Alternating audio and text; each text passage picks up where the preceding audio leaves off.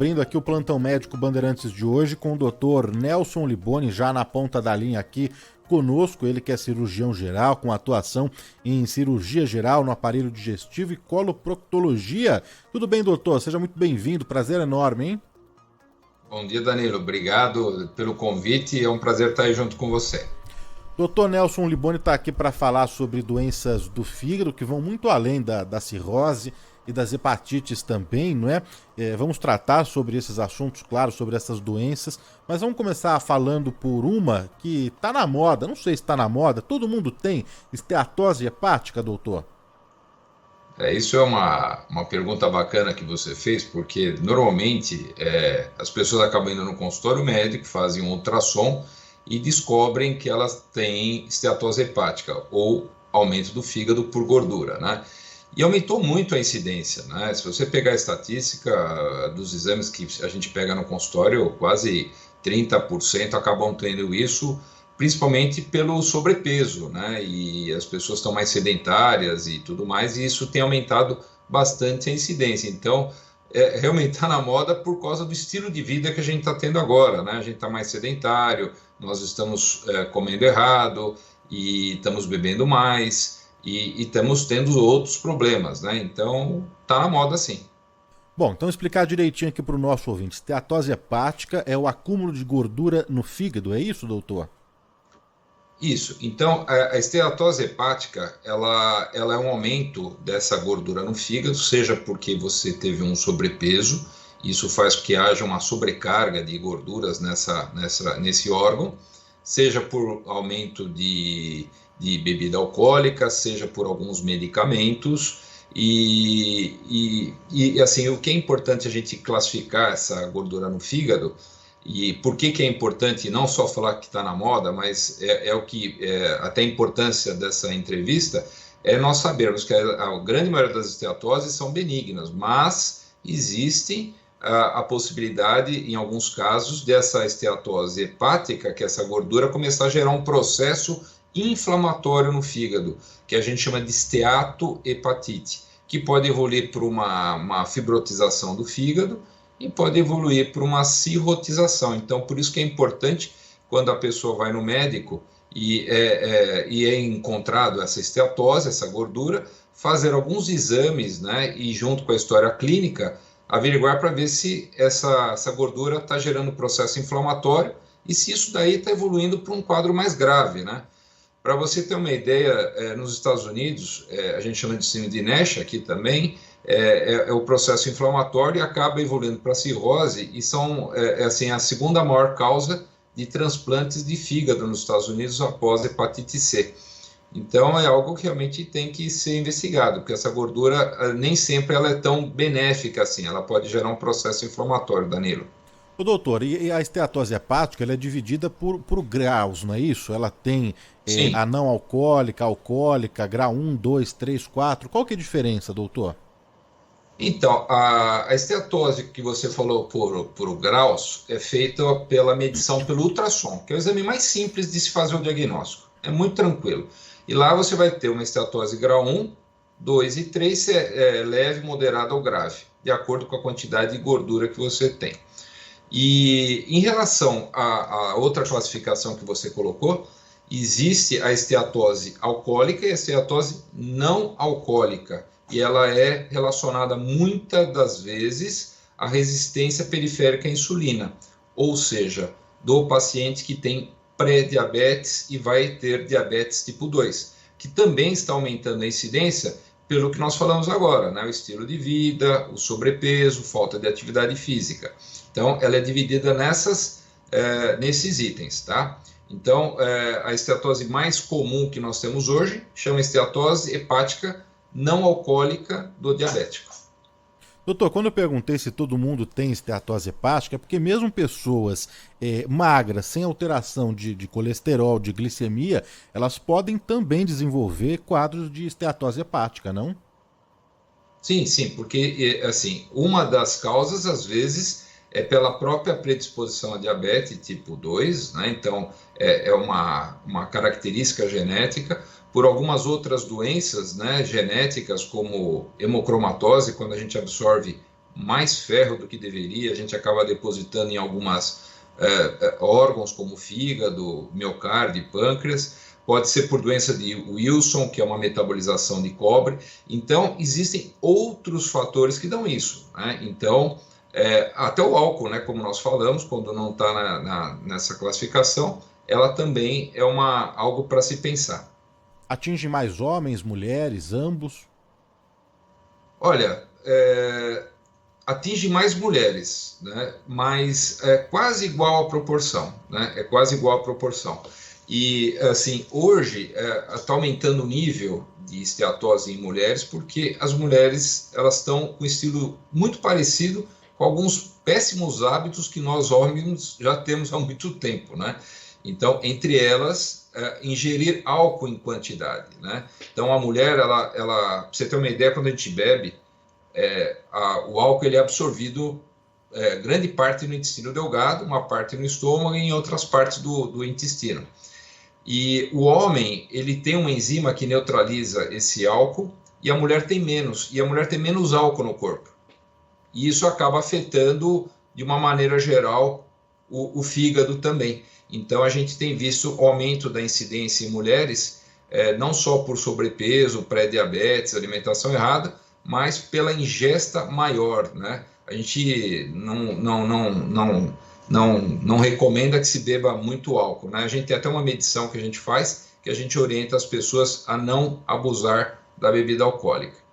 Estamos conversando aqui na Rádio Bandeirantes com o Dr. Nelson Liboni, que é cirurgião geral, tem atuação aí em cirurgia geral e também no aparelho digestivo. E hoje falando aqui no Do Bom e do Melhor sobre esteatose hepática, doenças do fígado. A gente já vai abrir aqui para perguntas e dúvidas dos nossos ouvintes, mas antes, doutor, a esteatose hepática ela tem algum sintoma ou é uma doença assintomática?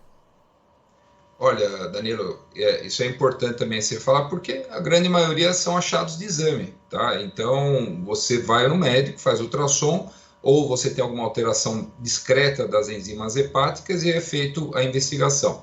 Você começa a ter sintomas quando você desenvolve da esteatose hepática, ela passa por um processo inflamatório de fibrotização e cirrotização, que a fibrose ainda reverte, a cirrotização não. E aí a pessoa começa a ficar cansada, começa a ter fadiga, ela começa a ter fraqueza pelo corpo e dores na região do hipocôndrio direito, que é ali perto da costela, do lado direito, e aumento dessa estrutura hepática, tá?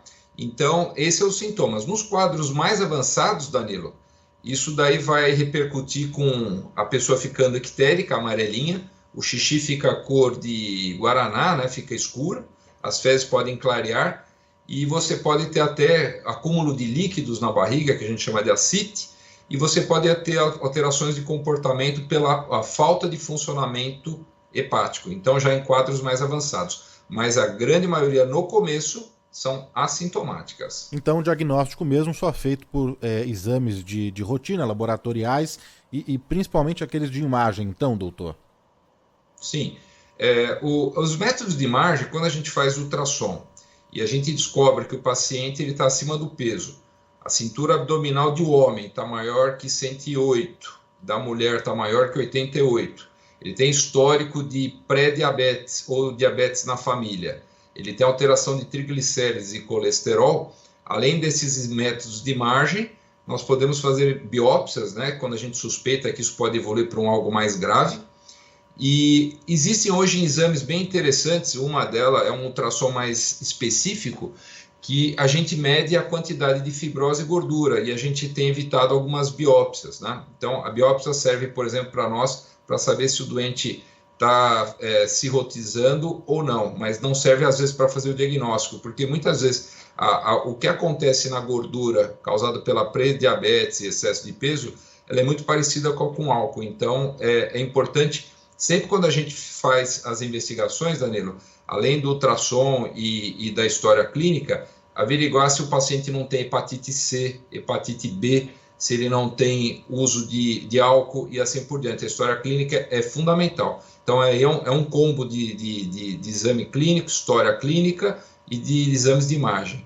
Doutor, é possível reverter esse quadro já instalado de gordura no fígado? Tem como reverter isso?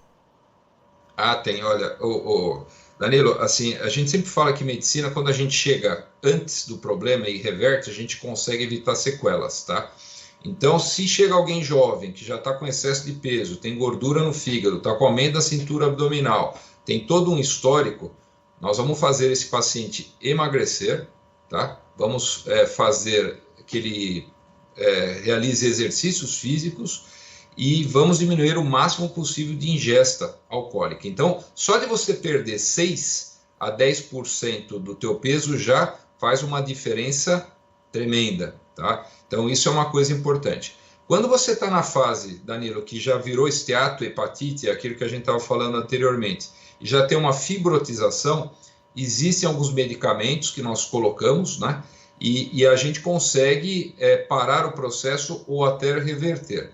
Quando você tem cirrotização, ou seja, criou um monte de sequelinhas no fígado, fibrose, já existem áreas de necrose, aí já é irreversível, Danilo. Aí só mesmo no transplante para poder reverter a situação dramática e o alto a mortalidade e morbidade que tem essa doença. Muitas mensagens, muitas perguntas aqui para o doutor Nelson Liboni. A gente vai abrir aqui para os nossos ouvintes. A primeira que chega por áudio aqui, vamos colocar aqui para o doutor Nelson Liboni. Bom dia, Danilo. Bom dia, doutor Nelson. Eu sou Gilberto aqui do Jardim Universal.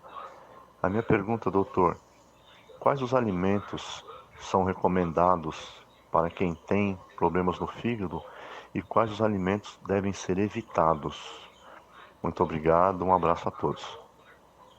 Ótima pergunta também. Então, assim, hoje a gente tem partido para alimentos muito industrializados, né? A gente tem que voltar a buscar alimentos frescos, né? Então, são frutas, verduras, legumes, está super aprovados, né? As carnes, de uma maneira geral, carnes magras, porque se eu comer carnes gordas, né, a tendência de você ter o acúmulo de gorduras, né? Evitar ao máximo bebida alcoólica, né? Evitar um máximo também embutidos, enlatados, né?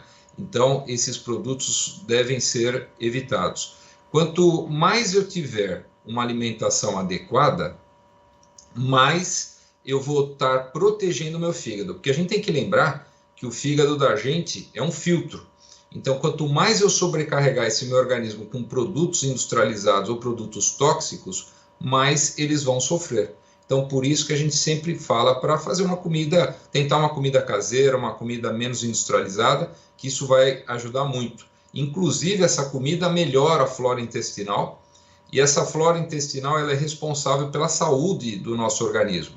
Então, quando a flora está doente porque a gente come errado, a gente pode produzir mais substâncias tóxicas e isso vai lesar também o fígado. Então, a flora intestinal é algo importantíssimo também para proteger o nosso fígado. Agora, algo que ajuda bastante são peixes, né, que são ricos em ômega 3, são peixes de profundidade, salmão, né, sardinhas e assim por diante, são peixes que são ricos nesse óleo, que é importante, é um antioxidante, e ajuda bastante, viu? E assim, as frutas têm bastante antioxidantes que nos ajudam, né?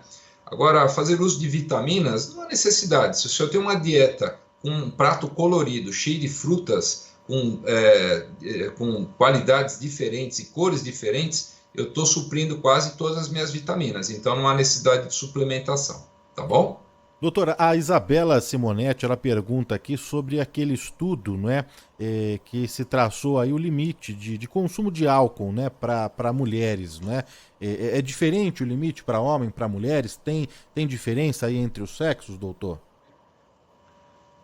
Tem sim. Eu acho que algumas coisas são importantes. A cirrose, ela vai acontecendo, né, a cirrotização e o processo inflamatório, ela vai acontecendo em 5 a 10 anos, tá? E a gente fala que se a mulher tomar 80 gramas de etanol por dia, 60 gramas de etanol por dia, já vai começar a ter um processo de cirrotização. E o homem a partir de 80 gramas, tá? O ideal é beber menos de 20 gramas por dia. Como é que é feita essa conta? Só para ela entender. Para simplificar de uma maneira mais leiga. Um copo de vinho, por exemplo, 270 ml de cerveja tem 7 gramas de álcool. Então, por aí você faz a conta, tá? Então, e outra coisa importante, quando você faz uso de uma bebida, tá embaixo a classificação GL, é Gay-Lussac. Então, cada 100 ml de uma substância, por exemplo, a cerveja, vai ter 3,5. Então, cada 100 ml tem 3,5 de álcool. Tá? O vinho tem 7 a 15, as bebidas destiladas chegam quase 40. Então, obviamente, as cervejas elas têm menos graduação alcoólica e vão lesionar menos o fígado. Tá? Essas cervejas artesanais hoje têm um pouco mais de teor alcoólico. Tá? Mas, em cima deste cálculo que a gente faz, o ideal é beber menos de 20 gramas por dia. Mais uma pergunta aqui, uma dúvida dos nossos ouvintes. Vamos colocar aqui para o doutor Nelson Liboni. Bom dia, Danilo. Aqui é o Antônio de São Sebastião, Litoral Norte. Estou com a dúvida, gostaria que o doutor me ajudasse a tirá-la. Recentemente fiz uma cirurgia da vesícula, estou completamente sedentário. Será que a retirada dessa vesícula, a probabilidade de aumentar a gordura em meu fígado vai ser maior devido ao meu sedentarismo? Quais são os passos que eu devo fazer para evitar que essa doença venha a se estabelecer no meu corpo?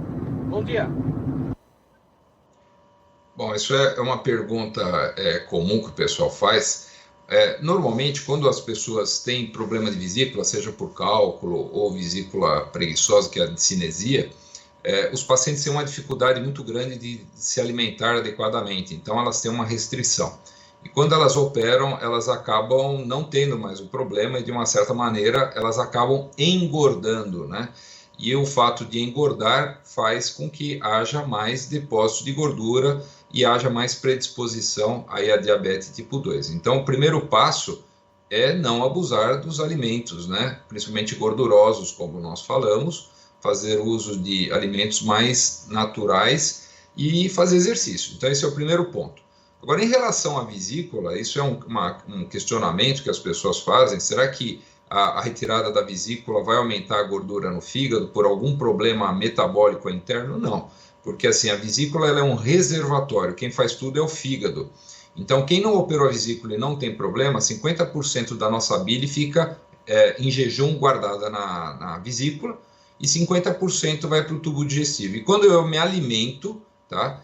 Vai 100% para o tubo digestivo, tá? Então, quem faz tudo é o fígado. Quando eu opero a vesícula, 80% e não mais 50% vai para o tubo digestivo e 20% fica na via biliar, que é o canalzinho que liga o fígado ao tubo digestivo, tá? Então, não há prejuízo na absorção de alimentos, pelo contrário, existe às vezes até um pouco de aceleramento de trânsito, porque ele é catártico e a bile faz com que haja aceleramento, mas não vai causar nenhum problema em relação ao fígado. Existem vários trabalhos contraditórios, mas a gente na prática não vê isso, né?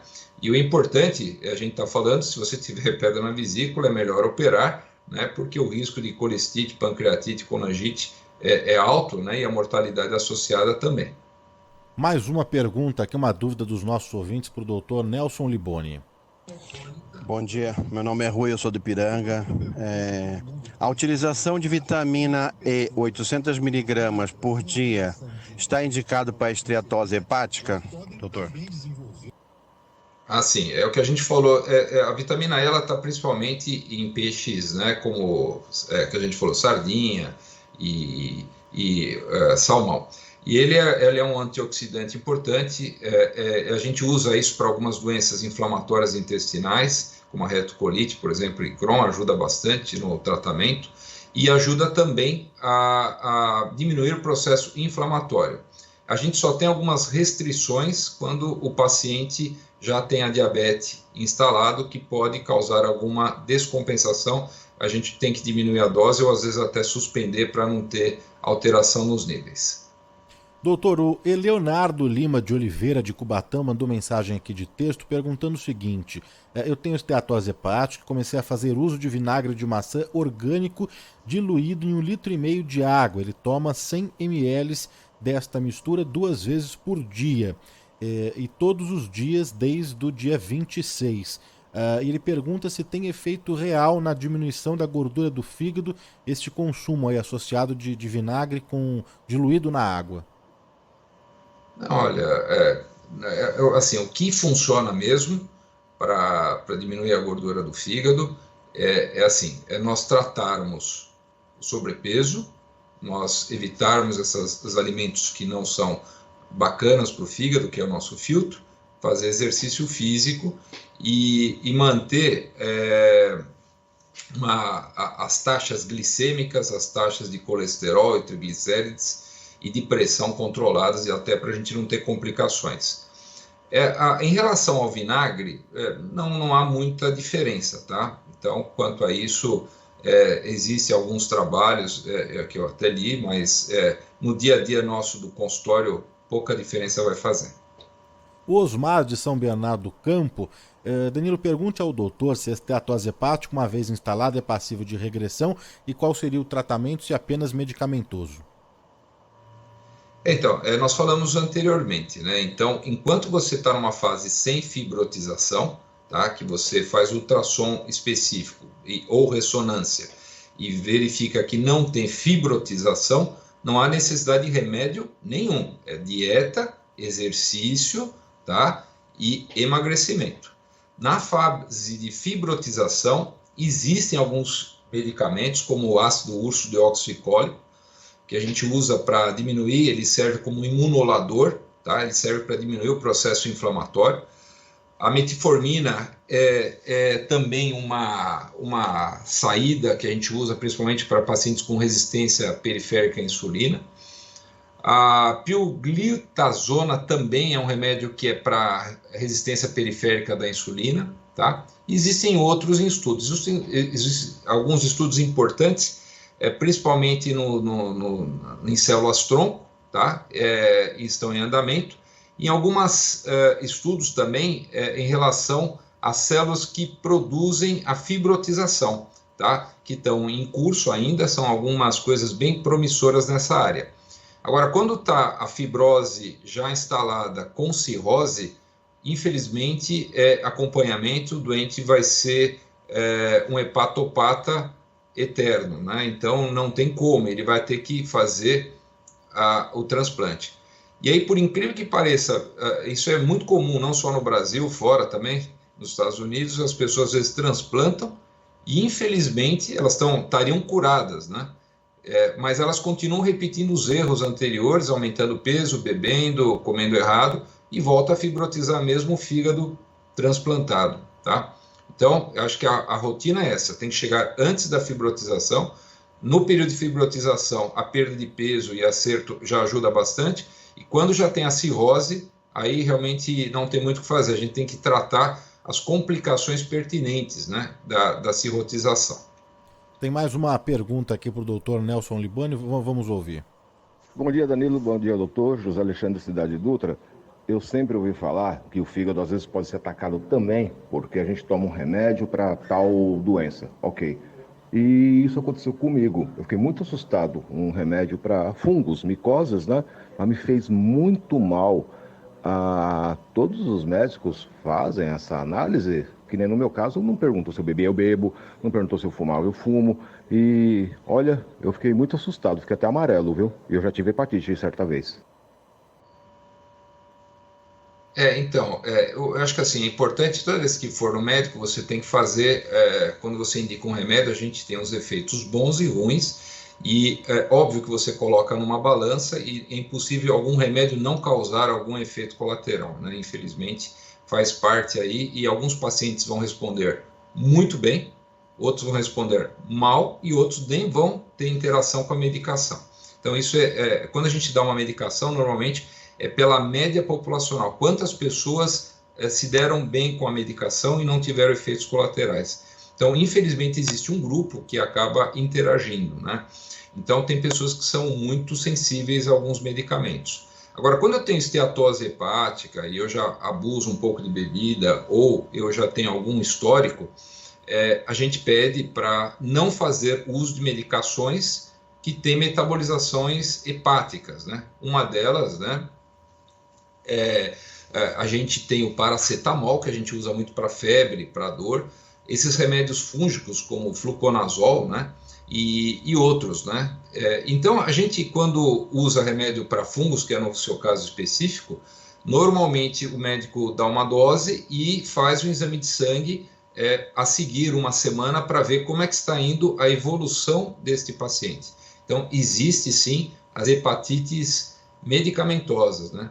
Antigamente tinha muito isso, inclusive, quando a gente fazia anestesia antes do Propofol, né? Eram remédios que ficavam grudados na gordura, eram remédios que eram hepatotóxicos, e a gente via muito essas hepatites medicamentosas, né? Hoje a gente já não vê tantos. E existem alguns remédios também que a gente usa como metotrexate, por exemplo, que a gente usa para algumas doenças específicas, elas também causam, são efeitos colaterais. Por isso que o médico precisa ver caso a caso, estudar qual a melhor opção desse remédio. Então, por exemplo, se eu tenho uma micose, se é melhor algo tópico, em vez de usar algo oral, e tem outras possibilidades, e às vezes até de acerto da medicação, quando é inevitável que eu não possa deixar de tomar o remédio. Olha, são muitas as mensagens, as dúvidas, as perguntas aqui para o doutor Nelson Liboni, que é cirurgião geral, e hoje falando sobre esteatose hepática, que é a gordura no fígado, falando também das doenças relacionadas ao fígado. A gente vai colocar aqui mais uma pergunta do ouvinte Bandeirantes. Bom dia, doutor.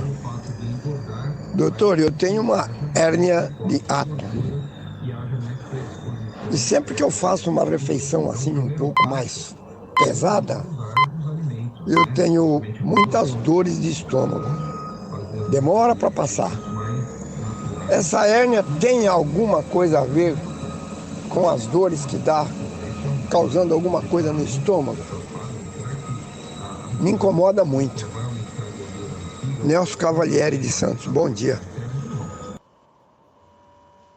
Bom, vou responder para o meu xará, né?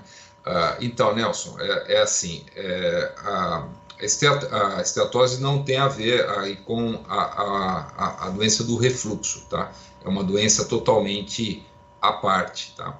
Então, a hérnia de hiato, quando ela é muito grande, né, maior que 3 centímetros, ela é muito sintomática, né, e acaba causando alguns sintomas bastante desagradáveis no tórax. Às vezes acho que a pessoa está infartando, às vezes tem dores torácicas, né, e as fica eructando, regurgitando alimentos. E tem pacientes que têm a válvula aberta e junto com a hérnia de hiato, e aí volta a comida, volta líquido, e aí realmente fica bem desconfortável. Então, aí a grande maioria dos pacientes com emagrecimento e uso de antiácidos e alguns cuidados, como não deitar logo após as refeições, não tomar coisas que tenham gás, não abusar de cafeínas, não abusar de condimentos, né, anti-inflamatórios, já melhora 97% dos pacientes. Mas quando eu tenho uma hérnia de hiato muito grande ou a válvula muito aberta, que separa o estômago do esôfago, que ela só tem que abrir na hora que passa o alimento e se fecha, alguns casos, infelizmente, são cirúrgicos, mas felizmente eles respondem muito bem ao tratamento. E não é incomum a gente ter associação de quadros associados, né, esse refluxo, seja por úlcera, seja por gastrite, seja às vezes por pedra na vesícula, seja por alguma outra doença associada do tubo digestivo. Então, você tem que começar a avaliação com o médico, você vai ter que fazer uma endoscopia, vai ter que fazer alguns exames de sangue, vai ter que fazer ultrassom e fazer uma averiguação. E lembrando que nessa área que você está com dor, muitas vezes você pode ter também problemas pancreáticos, você pode ter problemas do cólon. Então, é importantíssimo, né, a gente fazer uma avaliação com o médico e ele explicar exatamente o que está acontecendo, e ele vai ter plenas condições, com a história clínica, exame físico e os exames de imagem que vão ser pedidos endoscópicos, fazer a melhor conduta para o teu caso, tá bom? Para a gente encerrar, mais 3 perguntinhas aqui para o doutor Nelson Liboni, vamos ouvir. Bom dia, Danilo, bom dia, doutor. Eu tive um problema, fiz um ultrassom, né, e acusou um cistinho no meu fígado, bem pequenininho, porque eu era alcoólatra, né, então eu parei de beber tem uns 15 anos já, graças a Deus. Eu queria saber o seguinte, o fígado regenera? Eu posso tomar alguma coisinha assim de vez em quando? Obrigado, Edilson da Praia Grande. Bom, vamos responder por partes aqui. Então, os cistos, a grande maioria deles são benignos, né? Você pode ter cisto em vários lugares, pâncreas, rins e assim por diante.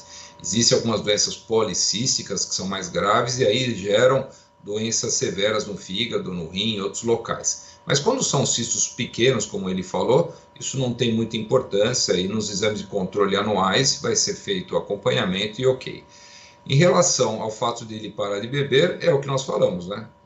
O que está causando o problema tem que ser tirado, tratar o mal pela raiz e não pelas folhas.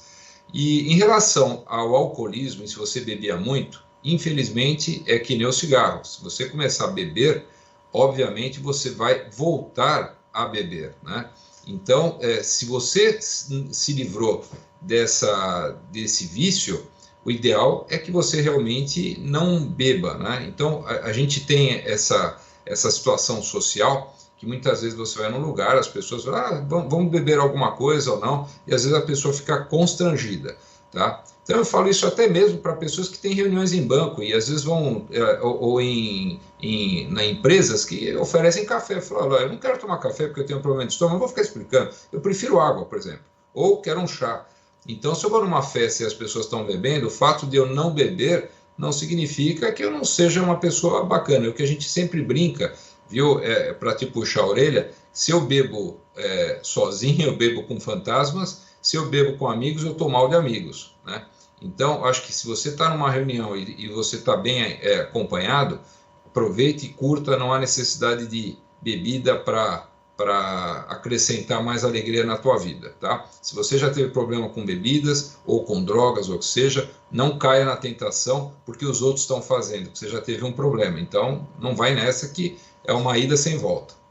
Doutor, muitos ouvintes estão mandando aqui por texto sobre bebidas sem álcool, né? Se elas são de fato confiáveis, se é uma alternativa. Aqui quem mandou pelo chat agora foi o Rogério Gonçalves. É uma opção, doutor? Sim, é uma opção. Tem várias cervejas hoje que não tem álcool. Eu acho que é uma opção boa. Tem até algumas cervejas que têm uns sabores muito parecidas, né? Então, eu não vejo problemas em estar usando ela, sim. Mais uma de áudio aqui para o doutor Nelson Liboni. Bom dia, Danilo. Bom dia, doutor. Eu sou a Mari Nascimento. Eu tenho um pólipo na vesícula, né? Pólipo de gordura. E ele está com 4 centímetros, só que tudo que eu como eu sinto mal, um estufamento do lado direito da costela, né? Então eu gostaria de saber se nesse tamanho, nesse processo, já requer cirurgia. Por favor, me responda que eu estou ansiosa sobre isso, tá bom? Muito obrigada.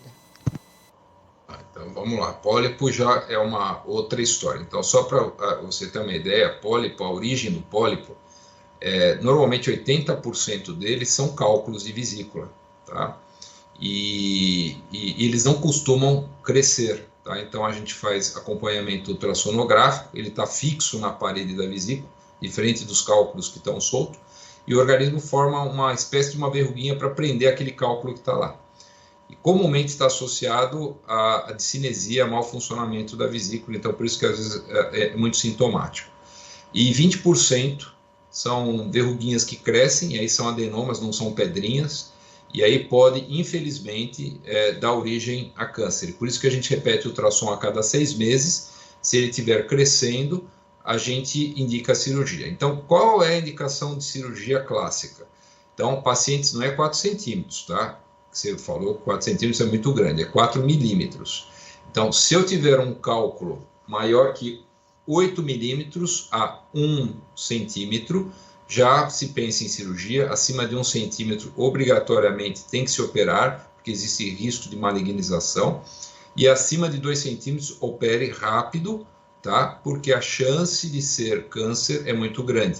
E câncer nessa região são cirurgias muito grandes, e a gente faz essas cirurgias, e são cirurgias longas, que você tem que fazer grandes extirpações ali locais e anastomose para fazer a reconstrução e fazer uma cirurgia que te cure do câncer.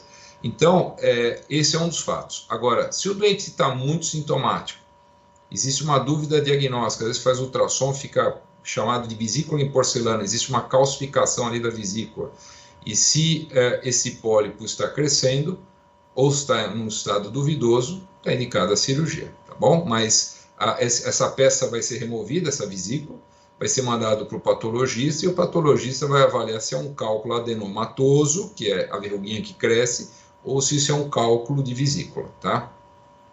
Muito bem, conversamos aqui na Rádio Bandeirantes com o Dr. Nelson Liboni, que é cirurgião geral, e hoje falando sobre esteatose hepática, né, as doenças do fígado, esclarecendo e ajudando muito aqui os nossos ouvintes, a nossa audiência. Muitas mensagens a gente infelizmente não conseguiu registrar aqui, mas fica para uma próxima, viu, doutor?